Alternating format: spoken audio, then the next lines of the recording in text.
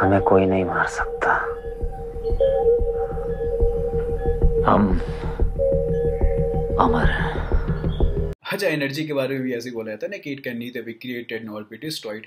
पर फिजिक्स में loop holes ढूंढने में ही सबसे मजा आती है। जैसे हमने भी अपनी पिछली वीडियो में देखा था कि अगर कोई ऑब्जेक्ट है उसमें से लाइट एमिट हो रही है, तो उस लाइट की वेवलेंथ इस बात पे डिपेंड करेगी कि उस ऑब्जेक्ट में एनर्जी कितनी है। अगर इस ऑब्जेक्ट की एनर्जी हाई है तो इसकी वेवलेंथ लो होगी, और अगर इस ऑब्जेक्ट की एनर्जी लो है तो इसकी वेवलेंथ हाई होगी। और वैसा वर्सा अगर हम देखते हैं कि किसी ऑब्जेक्ट से निकलने वाली वेवलेंथ लो है तो उसकी एनर्जी हाई है, अगर किसी ऑब्जेक्ट से निकलने वाली वेवलेंथ हाई है तो उसकी एनर्जी लो है।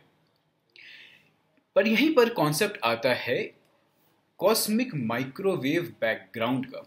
अब कॉस्मिक माइक्रोवेव बैकग्राउंड ये कहता है कि 13.8 बिलियन ईयर्स पहले जब बिग बैंग हुआ था, तो बिग बैंग के टाइम जो लाइट एमिट हुई थी, वो लाइट एमिट होते हुए आज जब धरती पर पहुंची है, तो because of the expansion of the universe वो लाइट भी एक्सपैंड होते हुए आज माइक्रोवेव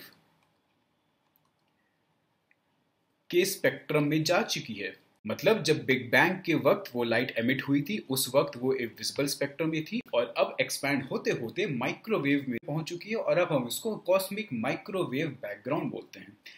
मगर क्वेश्चन यहीं पर है कि एक्सपेंशन ऑफ द यूनिवर्स की वजह से जो लाइट एक्सपैंड हो रही है, इसका मतलब ये निकल रहा है कि एनर्जी कहीं ना कहीं लॉस हो रही है, क्योंकि जब तक एनर्जी लॉस नहीं होगी तब तक उसकी वेवलेंथ इंक्रीज नहीं होगी, क्योंकि less energy means greater wavelength, और अगर वेवलेंथ इंक्रीज हो रही है मतलब एनर्जी कहीं ना कहीं लूज हो रही है, which directly contradicts the universal law of physics that energy can neither be created nor be destroyed.